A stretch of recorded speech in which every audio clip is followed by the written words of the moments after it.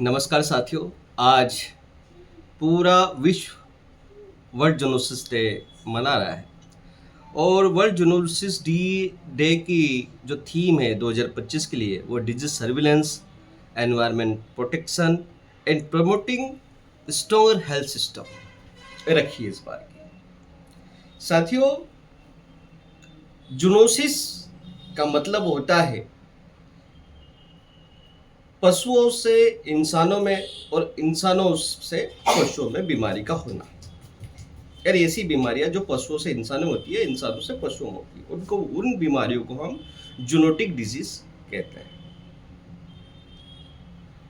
आमतौर पर zoonotic disease जो क्लोज कांटेक्ट में रहते हैं, जो जंगल के क्लोज कांटेक्ट में रहते हैं या जो कंपेनियन एनिमल के क्लोज कांटेक्ट में रहते हैं, उन्हें होने की ज्यादा संभावना होती है।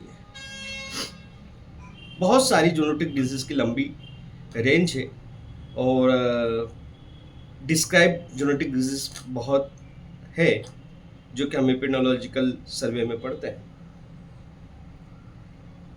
मैं आज वर्तमान में सिर्फ रेबीज के बारे में बात करूंगा। वो इसलिए भी बात करूंगा क्योंकि एक जो एस्टिमेटेड डेट का रेशो है इंडिया में, लगभग 57,000 मृत्यु पर ईयर होती है। पर वर्ल्ड की बात करें तो 90% जो रेबीज से मृत्यु होती है वो अफ्रीका और एशियाटिक कंट्री में होती है। अभी अभी ब्रिजेश नाम का जो हमारा कबड्डी प्लेयर है, उसकी मृत्यु का वीडियो वायरल हुआ कि उसने 3 महीने पहले पपी को कहीं से उठा के लाया था अपने साथ में और उसने काटा उसको, ऐसा पेपर्स में हम पढ़ रहे थे। तो उसकी वजह से उसकी मृत्यु हुई। डॉग बाइट के बाद उसने टीका नहीं लगवाया था, ऐसा भी हमने कुछ पेपर में पढ़ा था।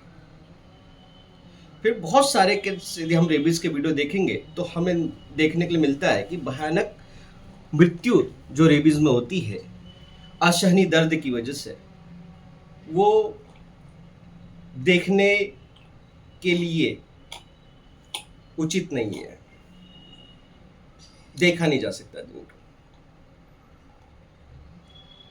साथियों, बहुत सारे मिथक है रेबीज के बारे में और world health organisation, ICMR, VCI, veterinary council of India, Indian council of medical research Bharat की, तो सारे जो लोग हैं, वर्ल्ड हेल्थ ऑर्गेनाइजेशन WHO, ये सारे लोग रेबीज के बारे में जागरूकता फैलाते हैं समय समय पर।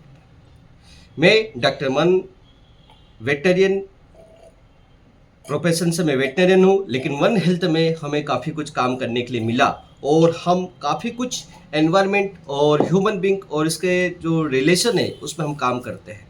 साथ ही हम रेबीज के बारे में लोगों को जागरूक करने के लिए भी पूरा कैंपेन चलाते हैं। हम गांव चौपालों में, स्कूलों में, सभी जगह जा कर के रेबीज के बारे में जागरूकता फैलाते हैं, क्योंकि रेबीज का जो विक्टिम है वो मैक्सिमम जो छोटे छोटे बच्चे हैं जो घर से पास की किसी दुकान पर कोई सामान लेने जाते हैं या स्कूल से आते समय जब भारी बैग टांग के लाते हैं, उस समय उसके बैग का अट्रैक्शन पा करके जब डॉग उन पे अटैक कर देंगे, कुछ नहीं बेटा मैं वीडियो बना रहा हूँ, अटैक कर देते हैं। तो ऐसे में बोलो, तो जो छोटे छोटे बच्चे हैं जो घर से बाहर जाते हैं वो सबसे ज्यादा इसके विक्टिम है। हम पेपर में पढ़ते हैं कि 8 बच्चे स्कूल से आ रहे थे, उनमें डॉग ने हमला किया और बच्चों को भर्ती किया, किसी के नाक, किसी के कान, किसी के हाथों में काट देते हैं। तो छोटे बच्चे ज्यादा होते हैं। बड़े लेवल पे हो तो चलता है, लेकिन बच्चे कई बार थोड़े समझदार होते हैं, वो छोड़ देते हैं और अपने माँ बाप को बताते नहीं कि हमें डॉग ने काटा है या डॉग बाइट हमें हुआ है। साथियों, रेबीज सिर्फ कुत्तों से फैलने वाली बीमारी नहीं है।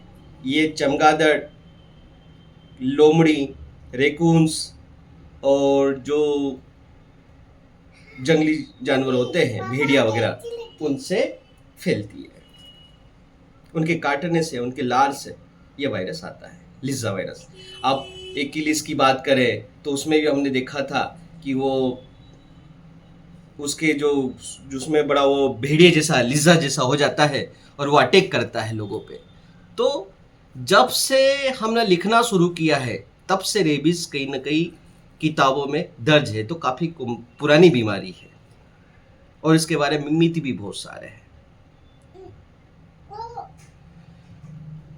यदि मैं कॉमन मिथ की बात करूं तो काफ़ी कुछ मिथ भी है जो लोगों के बीच में फैले हुए हैं कि काटा है तो कोई दिक्कत नहीं, बाद में कर लेंगे, इलाज हो जाएगा, सारी चीज़ें हैं। तो साथियों, एक बार जब लक्षण रेबीज के दिखना शुरू हो जाते हैं उसके बाद में इसका कोई उपचार नहीं है, ये आप गांठ बांध लीजिए।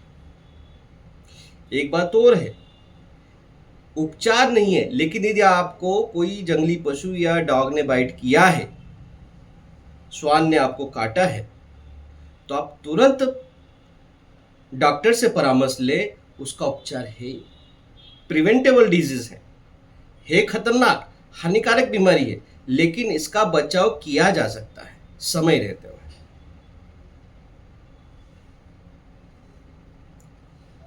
रेबीज हम देखते हैं तो रेबीज के दो फॉर्म हमें आमतौर पर देखने के लिए मिलते हैं। एक उग्र रूप होता है और एक पैरालिसिस वाला रहता है, लकवाग्रस्त रूप रहता है। उग्र फॉर्म में क्या होता है, जो पशु है या इंसान है वो एकदम उग्र हो जाता है,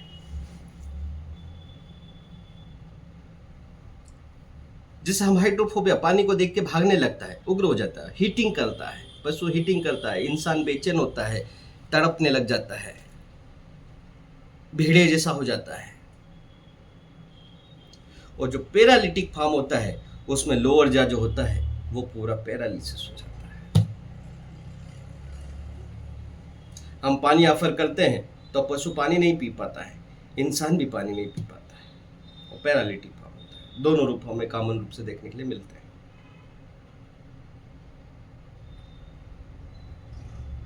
रेबीज से बचाव, एक घातक बीमारी से बचाव का तरीका बहुत ही सिंपल और सरल है जो सभी लोगों को पता होना चाहिए। प्राथमिक बात, किसी से छुपाना नहीं कि हमें डॉग ने काटा है या किसी जंगली जानवर ने काटा है, उसे तुरंत परामर्श डॉक्टर से लेना चाहिए। यदि बच्चे ने काटा है तो बच्चे को काटा है तो बच्चे से पूछिएगा कि आपको कोई रेबिट तो कोई कुत्ते ने तो नहीं काटा, क्योंकि कई बार डर के मारे बच्चे अपने माता पिता से बता नहीं पाते कि कई माता पिता मारे नहीं हमें। लेकिन आप बच्चों से फ्रेंडली रहिए, उनसे पूछिए कि क्या ऐसा कोई घटना उनके साथ तो नहीं हुई है। यदि आपको या आपके पशु को किसी पशु ने काटा है, डॉग फैमिली का पशु है, कैट फैमिली हो या रेकुन्स हो, जो भी हो, काटा है, तो सबसे पहली प्राथमिकता होती है कि उसको साबुन और पानी से बढ़िया 10-15 मिनट तक रनिंग टेप वाटर में, बहते पानी में उसको धोए। कपड़े धोने का साबुन उससे धोना चाहिए। चूना वूना लगाना छोड़ दे, पहले उसको वॉश करें, उनको बढ़िया से वॉश करें, 15 मिनट तक उसको कपड़े धोने के साबुन से धोएं, अच्छे से धोएं और डॉक्टर के पास। यदि सिर्फ खरोच आई है, खून नहीं निकला है, तो धोने से काम चल जाएगा, लेकिन खून निकला है तो फिर दो बात होगी। आपको पता होना चाहिए कि जो काटने वाला पशु को पहले से रेबीज के सिम्टम्स तो नहीं आ रहे थे। यदि रेबीज के सिम्टम्स आ रहे थे तो उसको इम्यूनोग्लोबुलिन के इंजेक्शन हॉस्पिटल में जाके लगवाना है। और यदि साधारण डॉग था, वैक्सीनेटेड था, पालतू था किसी का, तो भी उसको पोस्ट बाइट वैक्सीनेशन शेड्यूल का फॉलो करना है।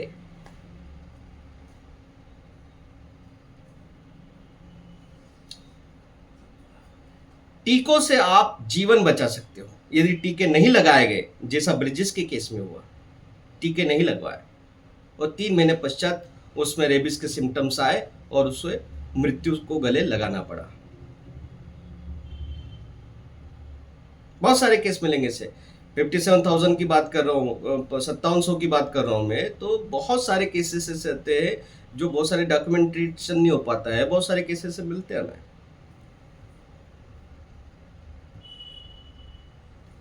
पूरे विश्व में ग्लोबली बात करें तो लगभग 59,000 ह्यूमन बीइंग इस रेबीज बीमारी की चपेट में आकर के मृत्यु को समा जाते हैं।